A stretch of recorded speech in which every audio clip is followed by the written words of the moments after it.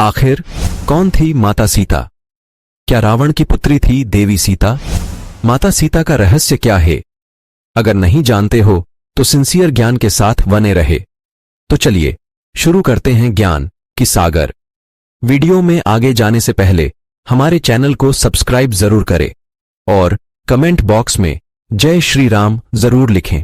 हमने रामायण में देवी सीता के बारे में जाना कि वो भूमि से निकली थी और धरती माता की पुत्री थी, जो बाद में राजा जनक की पुत्री कहलाई थी। लेकिन आज हम आपको बताने जा रहे हैं कि माता सीता असल में दशानन रावण पुत्री थी। वास्तव में सीता रावण और मंदोदरी की बेटी थी। इसके पीछे बहुत बड़ा कारण थी वेदवती।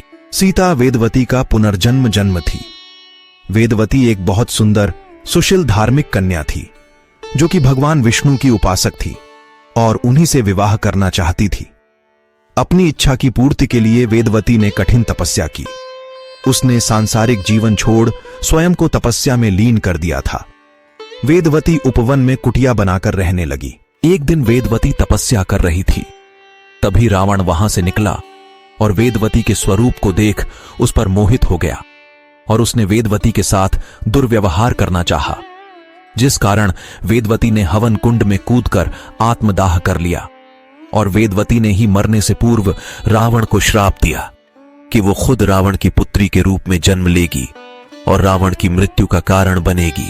कुछ समय बाद रावण को मंदोदरी से एक पुत्री प्राप्त हुई, जिसे उसने जन्म लेते ही सागर में फेंक दिया।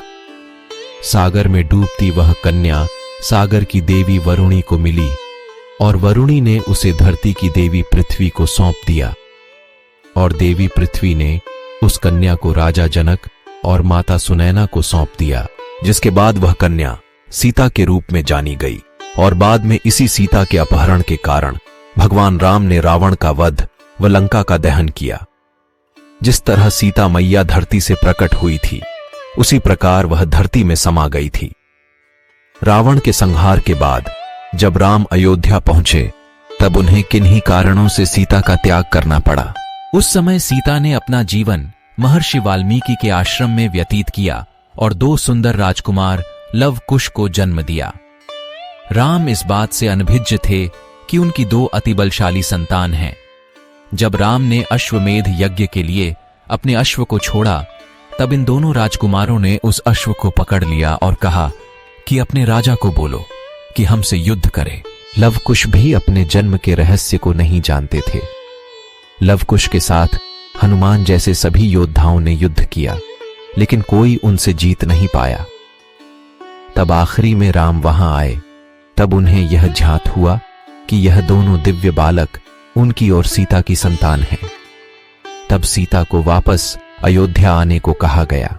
तब सीता अयोध्या की भरी सभा में गई और उन्होंने धरती मां का आवाहन किया और लव कुश को पिता को सौंप स्वयं को धरती मां को सौंप दिया।